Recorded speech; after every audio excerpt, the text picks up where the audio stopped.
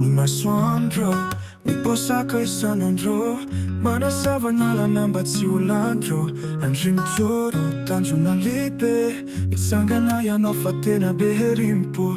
Ny fitiavana tanindrazanao am-po, Filoha mamim-bahoaka mitondra faly ana fo. Ny tanora sy antitra miara-misalaha, mankasitraka ny asa, miara-mitsika izahay.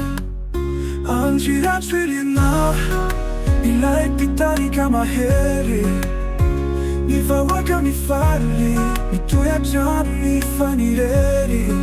Arovy ny tanindrazana, ny voninahitra tsy ho lany, miaraka mivahoaka ho iray mandrakizay. Manangana fiainana vaovao, ny masoandro mamiratra, miasa vita no mamaritra ny tantara. Mpiara-mentana, mitondra fitoviana, miaraka mamelona ny avy tsy misy tomika. Andry ianao, ilay mpiaro sy mpitarika, ny fitiavana anao de feno hafaliana tsy manampaho. Miaraka minianao, mandrakariva, ny nofinay tanteraka, ianao no mpitarika. Andry Rajoelina, ilay mpitarika mahery, mivahoaka mifaly, mitoetra mifanirery.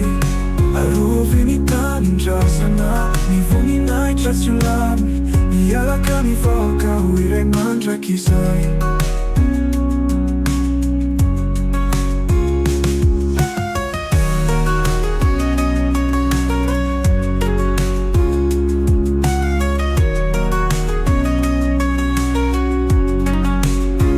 Andry Rajoelina, ilay mpitarika mahery, mivahoaka mifaly, mitoetra mifanirery.